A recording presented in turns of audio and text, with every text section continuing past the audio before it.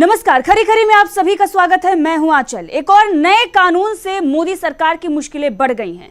कई राज्यों में हड़ताल जारी है और इसके साथ ही अगर देखें तो अफरा तफरी का माहौल मचा हुआ है। किस तरीके से तमाम सवाल मोदी सरकार से पूछे जा रहे हैं और ट्रक ड्राइवर्स जो हैं, बस ड्राइवर हैं, वो सड़क पर विरोध कर रहे हैं।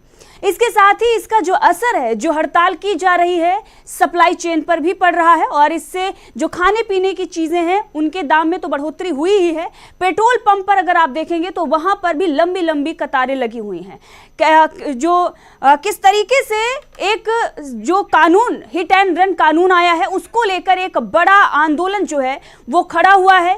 3 दिन के लिए ये बड़ा आंदोलन है और आज दूसरा दिन है हिट एंड रन कानून के खिलाफ जो आंदोलन खड़ा हुआ है, विरोध प्रदर्शन जो खड़ा हुआ है। और ट्रक ड्राइवर, बस ड्राइवर के साथ साथ तमाम जो विपक्ष के नेता हैं वो भी अब इस कानून को लेकर सवाल खड़ा कर रहे हैं, क्योंकि जिस तरीके से कानून बनाया गया और सदन में जिस तरीके से अमित शाह ने इस पर बयान दिया और ये कहा कि अगर इस तरीके की घटना होती है, अगर कोई भी व्यक्ति किसी से भी दुर्घटना होती है, अगर वहां से वो चला जाता है और ऐसी अवस्था में उसे 10 साल की जेल होगी और साथ ही 7 लाख का जुर्माना दिया जाएगा। क्या कुछ है कानून, इस पर विस्तार से बात करेंगे और किस तरीके से मोदी सरकार पूरी तरीके से घिरी हुई है और इस पर तमाम सवाल पूछे जा रहे हैं और आखिर क्यों विरोध प्रदर्शन हो रहा है, जिसकी वजह से चारों तरफ अफरा तफरी मची हुई है। लगभग 10 राज्यों में विरोध प्रदर्शन चल रहा है ट्रक ड्राइवर्स का। सबसे पहले अमित शाह का बयान सुनाएंगे इस कानून को लेकर और उसके बाद विस्तार से इस पर चर्चा करेंगे।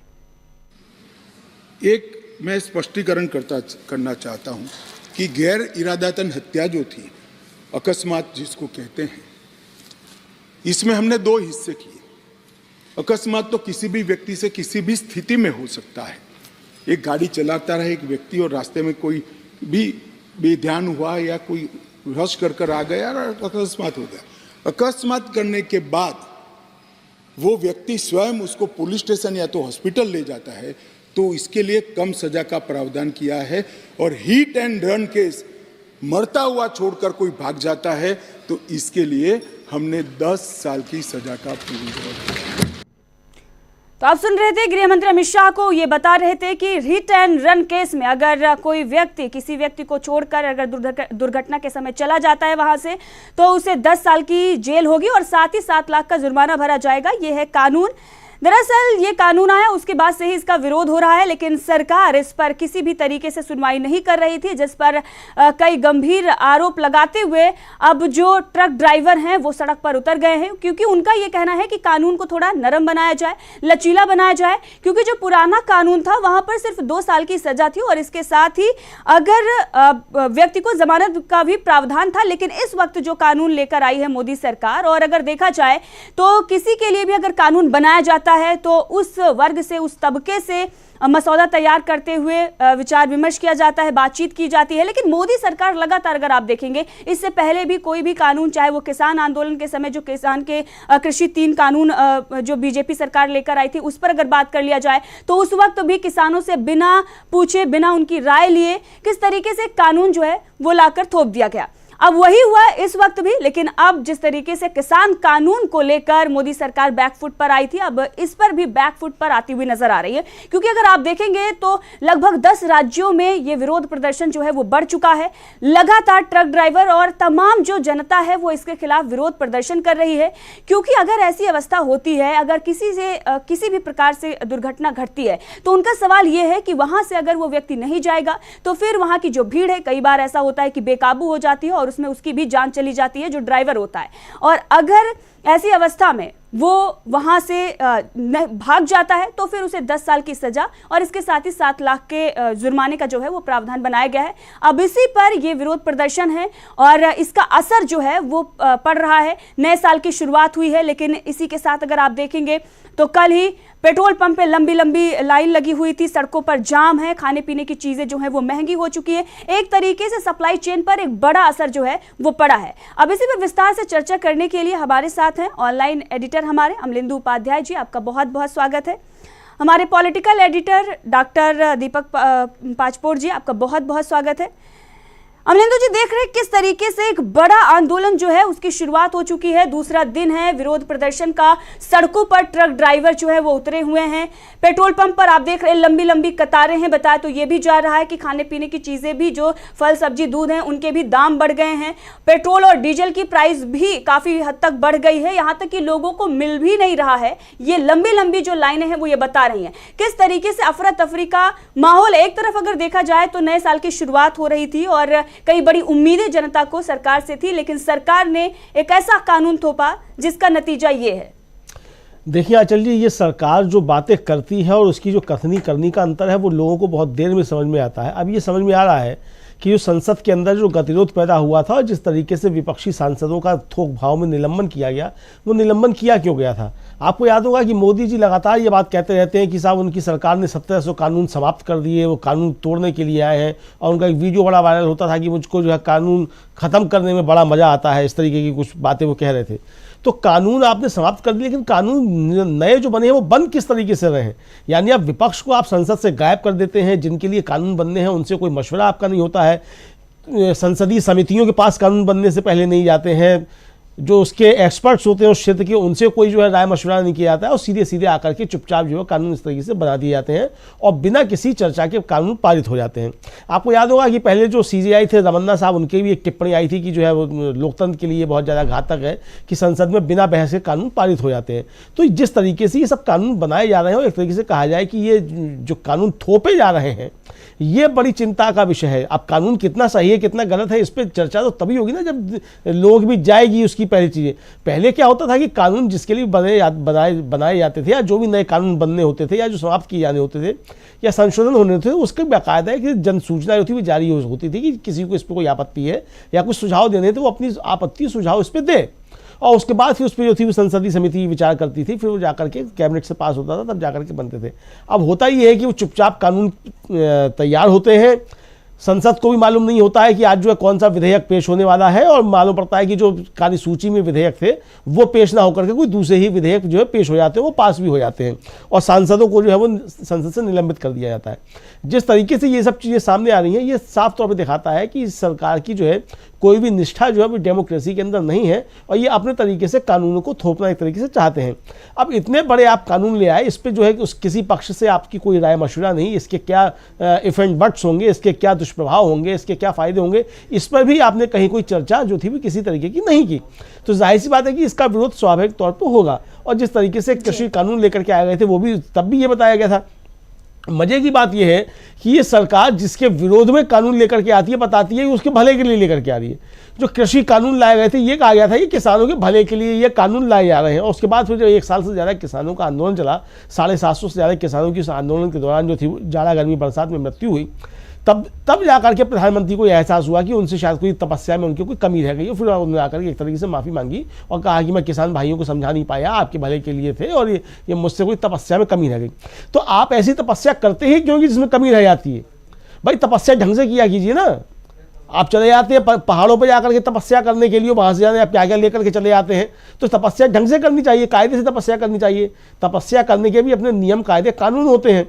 ऋषि मुनि भी जब तपस्या करते हैं तो वो ऐसी थोड़ी होती है कहीं भी जाकर के बैठ जाए धुनी जमा करके कहीं भी, उनके भी अपने कायदे कानून होते हैं। तो कायदे कानून जो होते हैं उनका पालन किया जाना चाहिए, संबंधित पक्षों से बातचीत की जानी चाहिए, उसके क्या दुष्परिणाम हो सकते हैं और क्या उसकी भलाई हो सकती है, सब पे विचार किया जाना चाहिए। भाई ठीक है, अगर पुराने कानून में कोई कमियां थी, आप भलाई करना चाहते थे तो अच्छी बात है। अगर आप पुराने कानूनों में सुधार करना चाहते हैं सिर्फ इसलिए कि साहब अंग्रेजों के बने हुए कानून थे इसलिए हमें उनको हटाना है, अरे अंग्रेजों का देश में बहुत कुछ बनाया हुआ, क्या क्या हटाएंगे आप?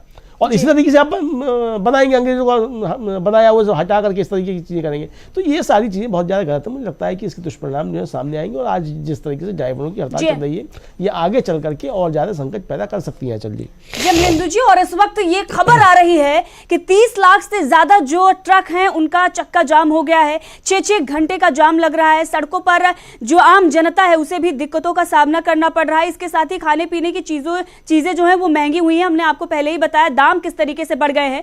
लेकिन यह आंदोलन जो है वो हिंसक रूप लेता हुआ भी नजर आ रहा है, क्योंकि लाठीचार्ज किस तरीके से ड्राइवरों पर किए जा रहे हैं, चाहे वो बात महाराष्ट्र की हो या फिर मध्य प्रदेश की हो, किस तरीके से लाठीचार्ज हो रहा है और तमाम तस्वीरें जो हैं वो सोशल मीडिया पर आ रही हैं।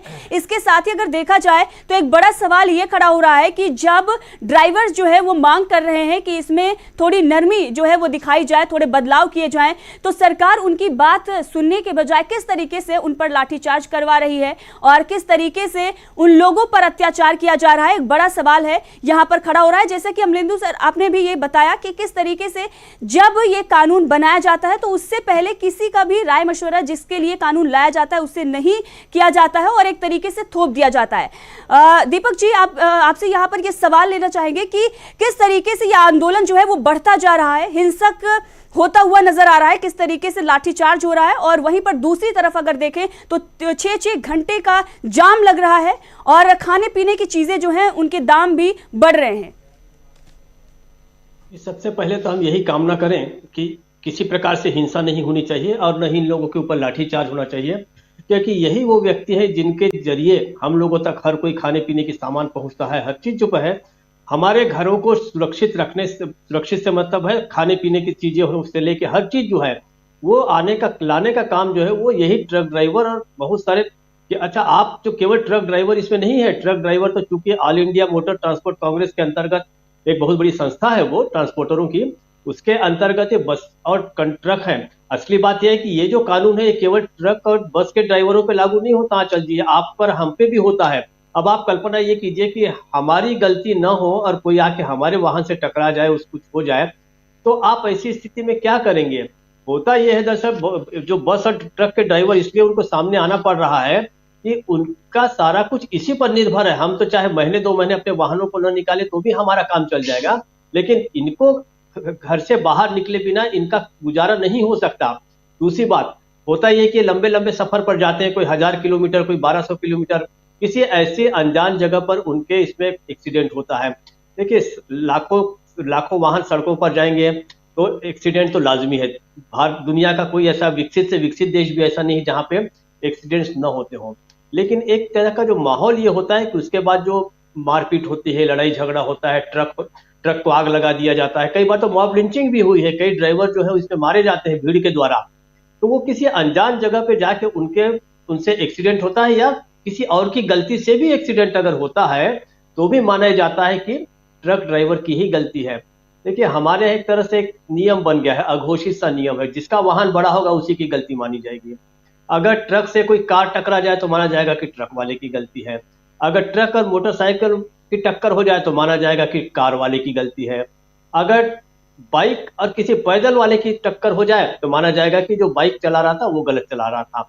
ये एक बिल्कुल अवधारणा है जिसको फिक्स मान के चला जाता है, उसी हिसाब से मामले दर्ज होते हैं। अब जो व्यक्ति वहां पर अकेला खड़ा है, अधिक से अधिक ड्राइवर है और क्लीनर है, तो आप उसको सुरक्षा की गारंटी क्या देंगे कि आप कहेंगे कि ठीक है आप वहीं पर खड़े रहिए। दूसरी बात, उसकी गलती से अगर कोई व्यक्ति जो है वो, मैं इसका व्यवहारिक पक्ष बता रहा हूं जिसके बारे में शायद इस सरकार ने बिल्कुल नहीं सोचा। अगर इतना ही इस कानून का है तो कोई भी मंत्री या कोई भी सांसद या कोई भी जो इसके पक्ष में जो समर्थन करता है वो चलकर दिखा दे। एक सीधी सी छोटी मोटी खरोच भी अगर कार में लग जाती है तो आपके दिल्ली में ही आप देखिए कितने हम लोगों ने रोड रेस के मामले देखे हुए हैं, लड़ाई झगड़ा हो जाता है, मारे जाते हैं। यहाँ तक कि जो नवजोत सिंह सिद्धू किस मामले में अंदर हुए जेल के अंदर, वो एक बहुत सामान्य सी घटना थी। कार को अपने शायद निकाल रहे थे या अंदर ले जा रहे थे, किसी दूसरे गाड़ी से टक्कर हो गई, दोनों को गुस्सा आया, मारपीट हुई और पता चला कि एक व्यक्ति मर गया। तो ये जो रोड रेस जो जिसको कहा जाता है, इस रोड रेस में ही सैकड़ों लोग मारे जाते हैं हर साल। आपको करना यह है कि आपको सड़कों की कंडीशन अच्छी करनी है, अच्छा प्रशिक्षण देना है। लाइसेंस अंधाधुंध बंट रहे हैं पूरे देश में।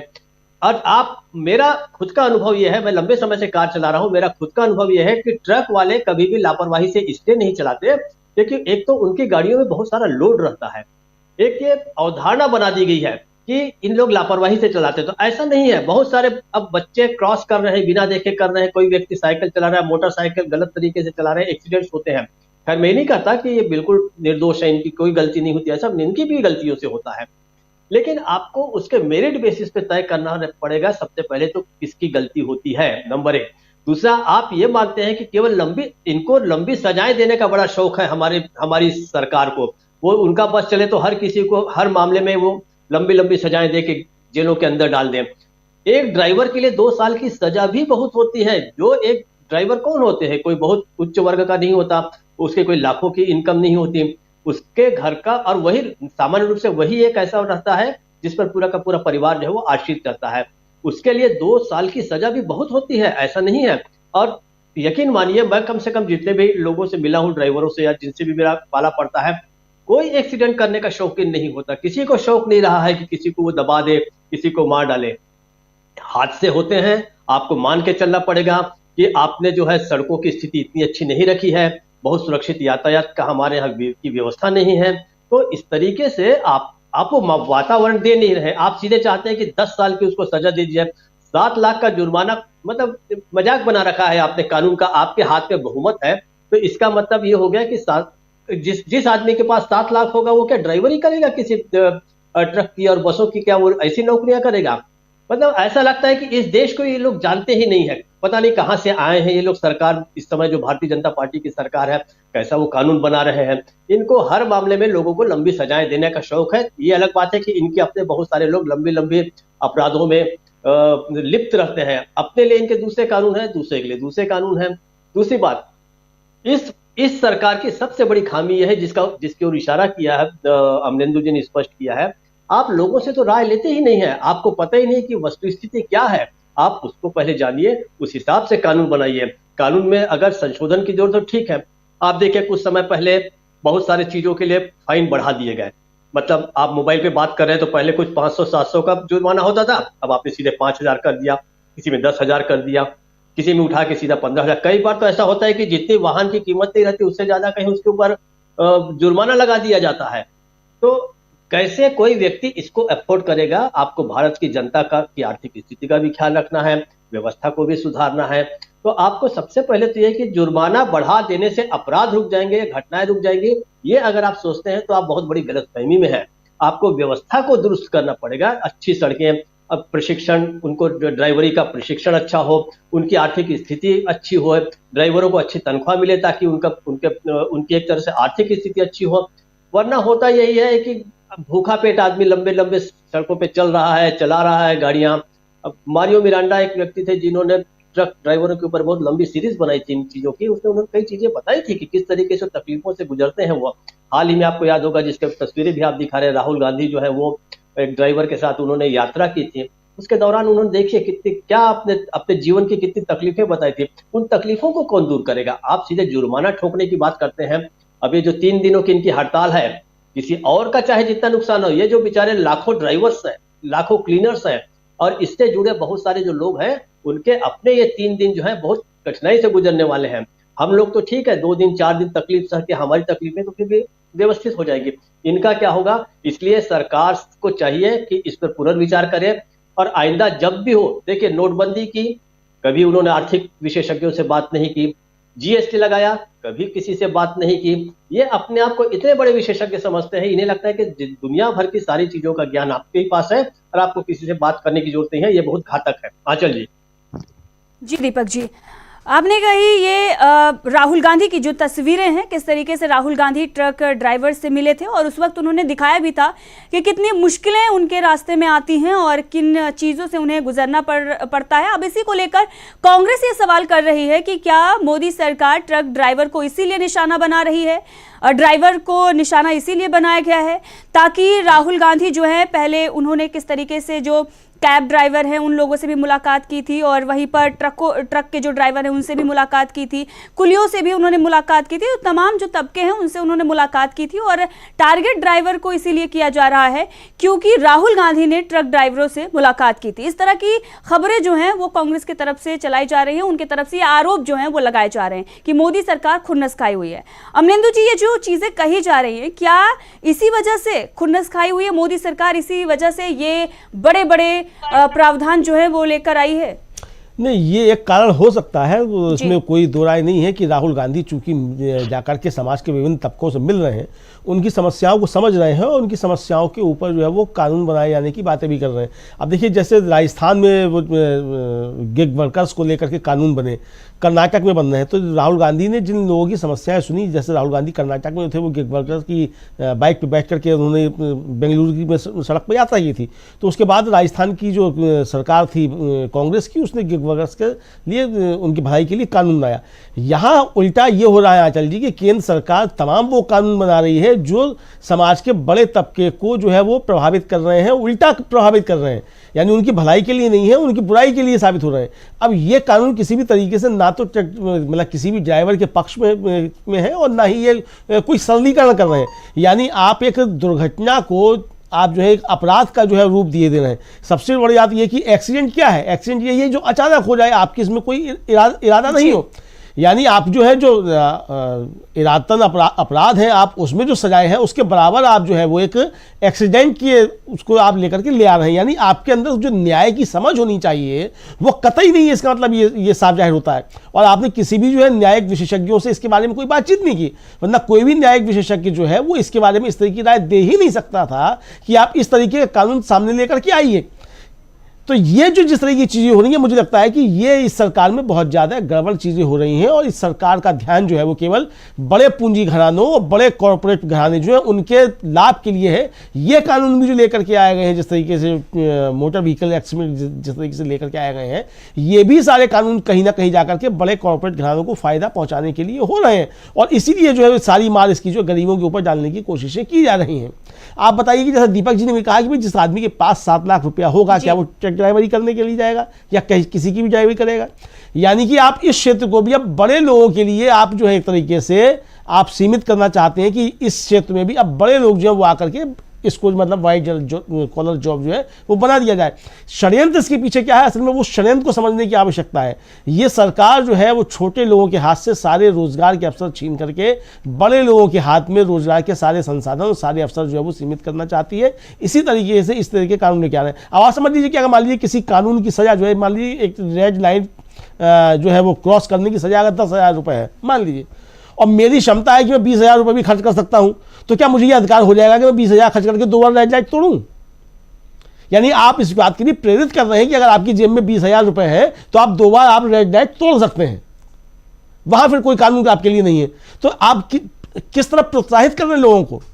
ये बड़ा संकट जो है सरकार के जो है नीति निर्माता जो है इसके जो निर्देशक हैं उनके दिमाग के अंदर है। और मुझे लगता है कि ये सारी कमियां जो है निश्चित तौर पे देश के बड़े हिस्से को प्रभावित करने वाली हैं। और जिस तरीके से हड़ताल शुरू हुई, अब ये पता नहीं अनिश्चितकाल, अभी तो 3 दिन की घोषणा हुई थी, आगे भी खिंच सकती है। अगर आगे खिंचती है तो आप समझिए किस तरीके से जो सप्लाई चेन पे आपने शुरू में अपनी बात में जो रखा था कि सप्लाई चेन जो उस पर असर पड़ रहा है, दूध की आवक जो प्रभावित होगी, सब्जियों की आवक प्रभावित होगी, सबसे ज़्यादा डीजल और पेट्रोल जो है उसकी आवक प्रभावित होगी।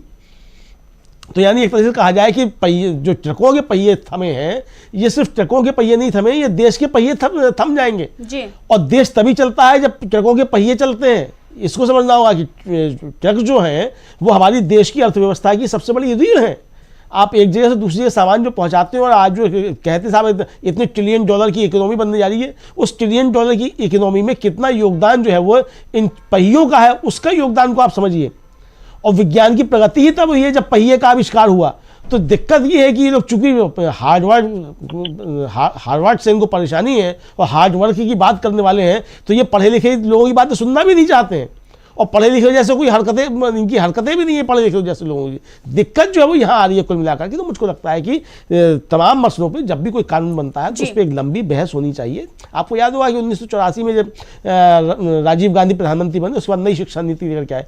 मुझे अच्छे तरीके से याद है कि उस समय लगभग 1.5-2 साल तक नई शिक्षा नीति पर पूरे देश भर के अंदर बहस चली कि हम नई शिक्षा नीति लेकर के आ रहे हैं, उसके अंदर हम क्या क्या प्रावधान करना चाहते हैं। और कई बार उसके ड्राफ्ट जो थे वो परिवर्तित हुए, लोगों से राय मांगी गई। पूरे देश भर के अंदर छात्रों के, शिक्षकों के और शिक्षाविदों के बीच में, तमाम लोगों के बीच में उस पर बहस मुबाहिसे हुए। उनके सब आए उसमें सुझाव जो थे, और तब जाकर के वो जो थी वो नई शिक्षा नीति लागू हुई। अब नई शिक्षा नीति भी लागू कर दी गई है, उस पर कहाँ कोई चर्चा हुई? मुझे नहीं मालूम कि सरकार में बैठे हुए लोग जो हैं जिन्होंने इन कानूनों को पास करने के लिए वोट दिया, जो वहाँ बैठे हुए अमित शाह जब बोल रहे थे, मेरे थपथपा रहे थे, उन्होंने भी इस कानून को ढंग से पढ़ लिया होगा। मैं दावे के साथ कह सकता हूं कि भारतीय जनता पार्टी के सांसदों ने भी इस कानून को नहीं पढ़ा है, उनको भी कुछ जानकारियां नहीं होंगी कि इस कानून के अंदर है क्या क्या। लेकिन सवाल यही है कि जब देश को जो कुछ लोग का एक जो है कहा जाए एक समूह चला रहा है और बाकी सब बैठ करके यहाँ खामोश बैठे हुए हैं, तो इसी तरीके की चीजें होंगी आंचल जी। जी अमलेंदु जी, तो इस कानून के तहत अगर ड्राइवर फरार हो जाता है तो 10 साल की सजा होगी और साथ ही उसे 7 लाख का जुर्माना भी भरना पड़ सकता है। लेकिन सवाल यहाँ पर यह है कि जब सड़कें उनकी मरम्मत नहीं होती, सड़कों में गड्ढे होते हैं, कई बार एक्सीडेंट जो हैं वो इसी वजह से हो जाते हैं, जब ऐसी दशा में क्या सरकार पर भी किसी भी तरीके से यहाँ पर मामला दर्ज हो सकता है? क्या सरकार पर भी किसी तरीके से यहाँ पर सवाल खड़ा हो सकता है? ये जो ड्राइवर हैं वो मांग कर रहे हैं, लगातार वो अपनी बात रख रहे हैं कि तमाम तरह की जो दिक्कतें हैं वो परेशानियां हैं, लेकिन सरकार उन्हें नजरअंदाज कर रही है। और कानून जो बनाया जा रहा है, ऐसा लग रहा है कि हर तरफ सड़कें जो हैं उनकी मरम्मत हो चुकी है और कानून व्यवस्था चुस्त दुरुस्त करने की बात करती है मोदी सरकार, लेकिन जो सुचारू रूप से जिस तरीके से उसे सरकार चलानी चाहिए उस पर सवाल खड़े हो रहे हैं। जैसा कि अमलेंदु जी ने भी कहा कि जो कानून लाए जाते हैं उस पर चर्चा नहीं होती है और उसे सिर्फ थोप दिया जाता है। तो ये तमाम तस्वीरें हैं जगह जगह से आ रही हैं और बताया ये जा रहा है कि देश भर में आंदोलन जो है वो शुरू हो गया है। 3 दिन की घोषणा की गई थी और आगे भी ये आंदोलन बढ़ सकता है क्योंकि सरकार जो है वो कहीं ना कहीं अभी खामोश नजर आ रही है। लेकिन जिस तरीके से सप्लाई चेन पर इसका असर पड़ा है, बैकफुट पर मोदी सरकार आती हुई नजर आ रही है।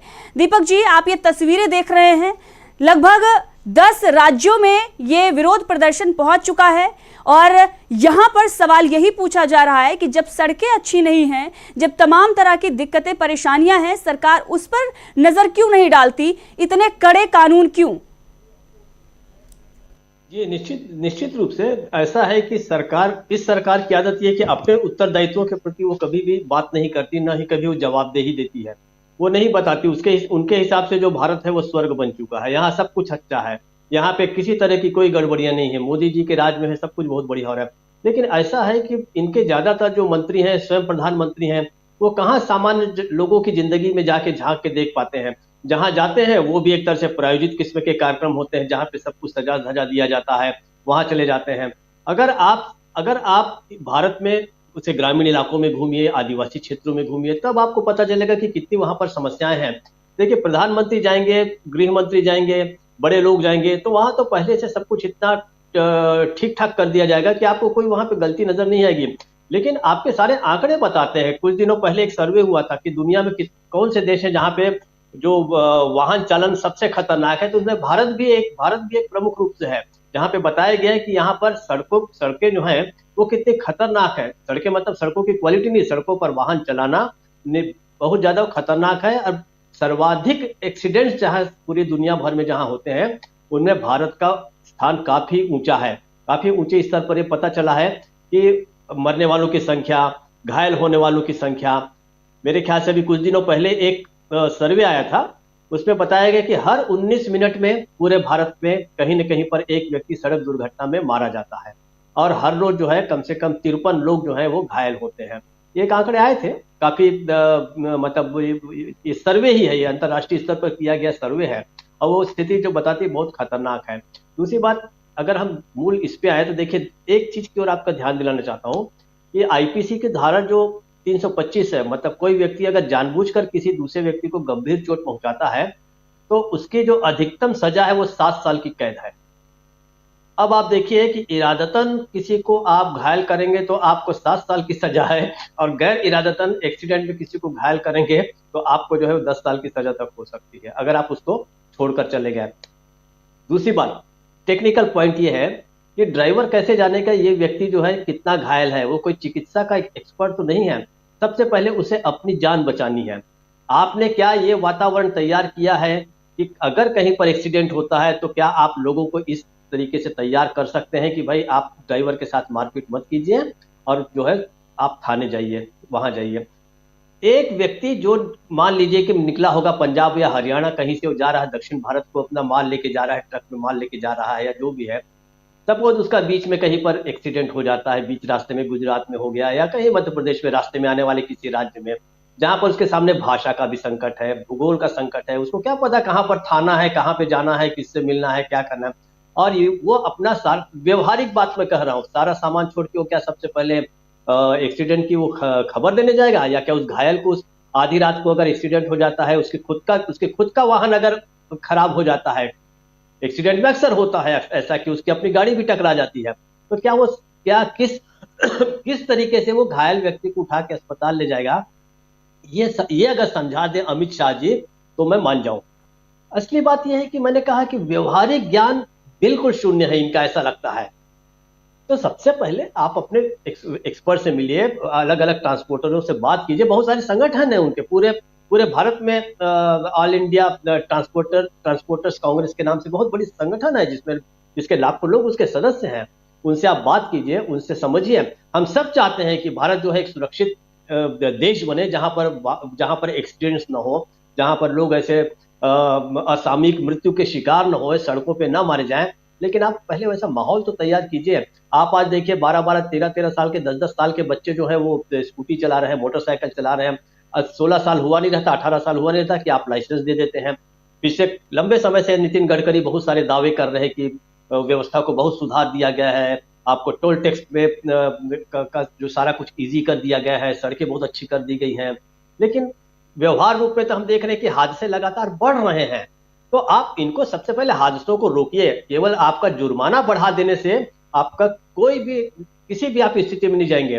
दूसरी बात है 30 लाख है, मैं हड़ताल चाहे 3 दिन की हो, आंचल जी आप मुझसे लिख के लीजिए कि सैकड़ों लोग इस कानून के चलते ड्राइवरी की नौकरी जो है वो छोड़ देंगे, वो अफोर्ड ही नहीं कर पाएंगे।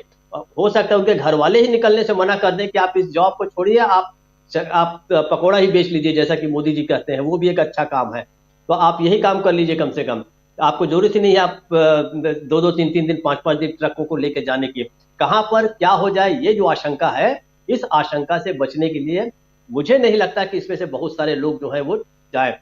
पर कुल जवाब मैं कहता हूं कि हम सब ट्रक ड्राइवरों के साथ हैं, हमारा समर्थन है उनको। आप अपनी लड़ाई लड़िए, ये बहुत जायज लड़ाई है। और जिस तरीके से किसानों ने सरकार को झुकाया है, आप सरकार को झुकाइए, आपके हाथ में ताकत है और ये हम सब के लिए आवश्यक है। वो जो लड़ाई लड़ रहे हैं वो हमारी भी लड़ाई है आंचल जी, ये हम सबको समझ लेना होगा। जो लोग उनका मजाक उड़ा रहे हैं उन्हें भी चाहिए कि ट्रक ड्राइवरों का, बस ड्राइवरों का, ट्रांसपोर्टरों का इस समय साथ देना चाहिए उन्हें। आंचल जी। जी बिल्कुल दीपक जी, आपने बिल्कुल सही कहा कि अगर एक्सीडेंट होता है तो जानबूझकर कोई एक्सीडेंट नहीं करेगा, और अगर कोई जानबूझकर करता है तो वो सज़ा का जो प्रावधान है वो 7 साल का है। लेकिन ये अगर उसने जानबूझकर नहीं किया है, अगर फरार हो जाता है तो 10 साल का सज़ा का जो प्रावधान है वो कर दिया गया है। पिछले कानून की अगर हम बात करें तो 2 साल का प्रावधान था और इसके साथ ही जमानत का भी प्रावधान था। लेकिन अब जिस तरीके से बदलाव किए गए हैं और जो नतीजे आ रहे हैं देश भर से, जो कुछ भी नजर आ रहा है, इसमें कहीं ना कहीं मोदी सरकार की एक बड़ी जो नाकामी है वो सामने आ रही हैं। और लगातार अगर आप देखेंगे तो तमाम जो तस्वीरें हैं वो निकल कर आ रही हैं। अभी भी जो ड्राइवर हैं वो अपनी बात रख रहे हैं और ये बता रहे हैं कि सड़कें जो हैं वो सही नहीं हैं, तमाम जो दिक्कतें हैं वो परेशानियां हैं। लेकिन जो ये बताया जा रहा है, तर्क दिया जा रहा है कि लगातार लोगों की मौतें हो रही हैं और ये केसेस जो हैं, हिट एंड रन का वो केस जो है बढ़ता जा रहा है। इसी वजह से ये कड़े कानून बनाए गए हैं। लेकिन इसे रोकने के लिए दूसरी तरफ जो सड़कों के इंतजाम को लेकर सवाल खड़े होते हैं, तमाम और जो सरकार की तरफ से सुविधाएं दी जानी चाहिए, उस पर चर्चा नहीं हो रही है, उस पर बातचीत नहीं हो रही है। सरकार उसे नजरअंदाज कर रही है। लेकिन वहीं पर 7 लाख का जुर्माना और 10 लाख की जेल की जो सजा है वो उनकी तरफ से किस तरीके से दी जा रही है। अमलेंदु जी, आप देखें ये नारेबाजी जो है वो की जा रही है लगातार, और लगातार ड्राइवर जो है वो अपनी बात रख रहे हैं कि सड़कों को लेकर लगातार हमारा ये सवाल रहा है कि सड़कें अच्छी की जाएं। और नितिन गडकरी जो कि हम केंद्रीय मंत्री है, परिवहन मंत्री, वो किस तरीके से तमाम दावे करते हैं, लेकिन आज अगर हम जाकर देखेंगे तो सड़कों की हालत दिन ब दिन बदतर होती जा रही है। वहीं पर अगर देखा जाए तो रोड ब्रेकर और तमाम जो है वो सवाल लगातार सरकार से पूछे जा रहे थे। जब आम जनता को भी अगर परेशानी होती है तो सवाल उनका भी यही रहता है कि सड़कें तो सही नहीं है, लेकिन वहीं पर अगर एक्सीडेंट हो जाता है, हेलमेट को लेकर तमाम जो जुर्माना है उसकी राशि बढ़ा दी गई है। तो सरकार दावे ये करती है कि हम सुविधा बेहतर देंगे, लेकिन सुविधा बेहतर देने के बजाय वो जुर्माने बढ़ा रही है। देखिए, असल में बात क्या है कि सरकार का काम व्यापार करना नहीं है जी। प्रधानमंत्री नरेंद्र मोदी ने कहा था कि उनके खून में व्यापार है। तो ये सरकार जिस तरीके से काम कर रही है, ये व्यापारी की तरीके से काम कर रही है। ये देश के लिए जो कानून भी बना रहे हैं उन्हें भी एक व्यापारी की हैसियत से बना रहे हैं। आप देश के शासक हैं इस लिहाज से नहीं बना रहे हैं। किसी भी शासक का काम क्या होता है, जो भी सत्ता में आता है, कि वो आता है कि जनता की भलाई के लिए काम करे। डेमोक्रेसी में खास तौर से for the people by the people है, मतलब जनता के द्वारा जनता का शासन है, जनता के लिए शासन है। लेकिन ये हो क्या रहा है कि ये जनता के द्वारा जो है वो जनता के लिए शासन नहीं रह गया है। तो जिस तरीके से ये सरकार काम कर रही है, ये निश्चित तौर पे जनता के लिए तो काम कर ही नहीं रही है। कुल मिला के जो है वो सारी बातें सामने ये आ रही हैं। आप सिर्फ जो है ये देखना चाहते हैं किस तरीके से सरकार का राजस्व बढ़े। सरकार का राजस्व बढ़ाना एक लक्ष्य हो सकता है, उसके लिए बहुत से तरीके हो सकते हैं सरकार का राजस्व बढ़ाने के, लेकिन जनता का गला घोट करके अगर सरकार का राजस्व बढ़ाया जाता है तो ये किस तरीके की चीज़ें हैं। दीपक जी ने बिल्कुल सही कहा कि तमाम लोग जो है वो ड्राइवर की नौकरियां छोड़ देंगे। ड्राइवर की नौकरियां ही नहीं छोड़ देंगे, लोग अपनी गाड़ी चलाना छोड़ देंगे। मैं देख रहा हूँ सोशल मीडिया में तमाम लोग लिखने लगता है कि अब गाड़ी बेचने का समय आ गया है। यानी कुल मिलाकर की जो चीजें पैदा की जा रही हैं वो किस तरफ देश को ले आया जा रहा है। सबसे बड़ी खतरनाक बात जो है वो ये है इन कानूनों के पीछे। मैं अभी एक खबर पढ़ रहा था कि सिर्फ कोहरे से एक साल में 18,000 से ज्यादा मौतें होती हैं इस देश में। अगर सिर्फ कोहरे से एक साल में 18,000 से ज्यादा मौतें होती हैं तो इसके लिए कौन दोषी है? भाई सड़कों पे कोहरे से बचाव के इंतजाम क्यों नहीं है? सड़कों पे जो है रेडियम लाइटें क्यों नहीं है? सड़कों के डिवाइडर्स के किनारे सड़कों का अच्छा रखरखाव क्यों नहीं है? तो इन सारी चीजों की तरफ कौन ध्यान देगा? क्या ये भी जो है जुर्माना बढ़ाने से चीजें हल हो जाएंगी? जुर्माना बढ़ाने से कोहरे का हल हो जाएगा? इस सरकार के ऊपर तमाम सवाल है। फिर मैं वही कहूंगा जो दीपक जी ने भी कहा, मैंने भी इस बात को कहा कि ये सरकार जो है कानून बनाने से पहले किसी भी तरीके से कोई सोच विचार नहीं करती है। खासतौर से जो कानून के विशेषज्ञ हैं उनसे तो कोई विचार विमर्श करती ही नहीं है। आप तमाम कानून लेकर के आ जाते हैं और ऐसे कानून होते हैं जो जनता के हित में नहीं होते हैं, जनता के खिलाफ होते हैं। आखिर आप सरकार में बैठ करके हित किसका कर रहे हैं जो आप नए कानून लेकर के आ रहे हैं? आप ठीक है, आपने कहा आप पुराने कानून ध्वस्त कर रहे हैं, ठीक है, आपने अच्छे कर दिए, पुराने कानून ध्वस्त कर दिए, लेकिन उनके बदले में जो कानून लेकर के आए जा रहे हैं वो सिर्फ नाम बदलने से ही क्या जो चीजें ठीक हो जाएंगी? इलाहाबाद को प्रयागराज करने से इलाहाबाद सुधर जाएगा?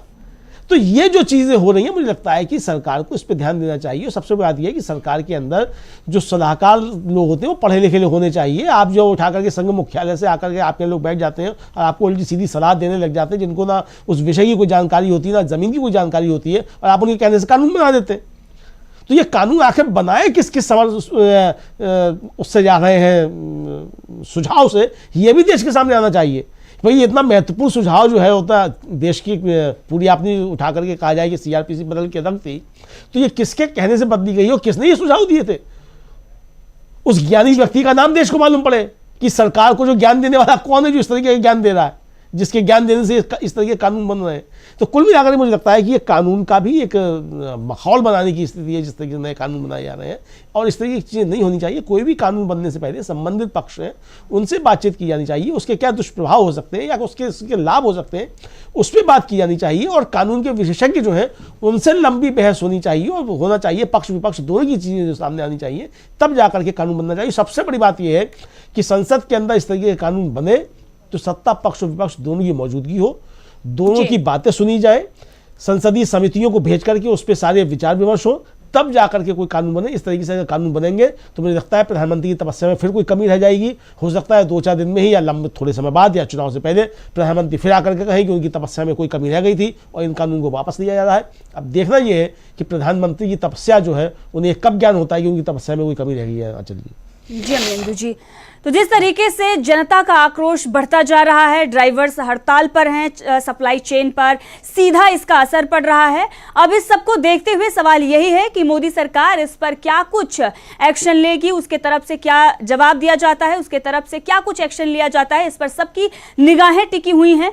लेकिन जो तस्वीरें हैं वो ये दिखाती हैं कि हाहाकार मचने जा रहा है, क्योंकि अगर आप देखेंगे अफरा तफरी का माहौल है और चारों तरफ अगर आप देखेंगे तो सड़कों पर जाम है, पेट्रोल पंप पर लंबी लंबी कतारें हैं, चीज़ों के दाम बढ़ चुके हैं। तो एक तरीके से जो अर्थव्यवस्था है वो कहीं ना कहीं थमती हुई नजर आ रही है। क्योंकि जैसा कि अमलेंदु जी ने भी कहा कि जो अर्थव्यवस्था है वो तभी चलती है जब ट्रकों के पहिए चलते हैं। तो अगर वो रुक गए हैं, वो थम गए हैं, तो अर्थव्यवस्था भी थमती हुई नजर आ रही है। तमाम सड़कों पर अगर आप देखेंगे तो वहां पर जाम की स्थिति है और आम जनता को सबसे बड़ी मुसीबत जो है वो उठानी पड़ रही है। आम जनता को किस तरीके से मुश्किलों से गुजरना पड़ रहा है, लेकिन सरकार अभी भी खामोश नजर आ रही है। कहीं ना कहीं बैकफुट पर वो आती हुई नजर आ रही है और आने वाले दिनों में इस पर हो सकता है कि जिस तरीके से किसान कानून के बाद प्रधानमंत्री नरेंद्र मोदी ने उसे वापस लेते हुए माफी मांगी थी, इस पर भी माफी मांग ली जाए। लेकिन अगर पहले चर्चा हो जाती और सांसदों को निलंबित नहीं किया जाता और जिन लोगों के लिए यह कानून बनाया गया है उन लोगों से अगर विचार विमर्श हो जाता तो यह स्थिति नहीं आती। तो एक तरीके से बड़ी नाकामयाबी जो है वो सरकार की है और वही आज देखने को मिल रहा है। अमलेंदु जी, आपका बहुत बहुत धन्यवाद और इस मुद्दे को लेकर जिस तरीके से आपने अपनी राय रखी, विस्तार से चर्चा की।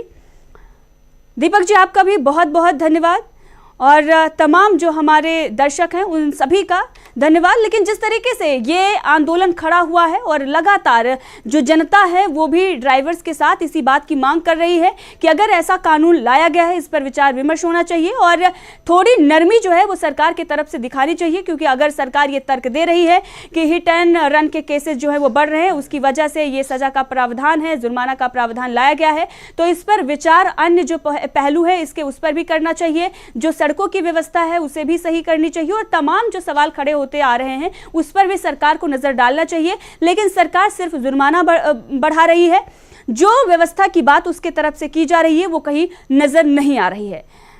तो इसी के साथ आंदोलन जो है वो जारी है, लेकिन इस वक्त मैं आपसे चाहूंगी इजाजत। देखते रहिए DV लाइव।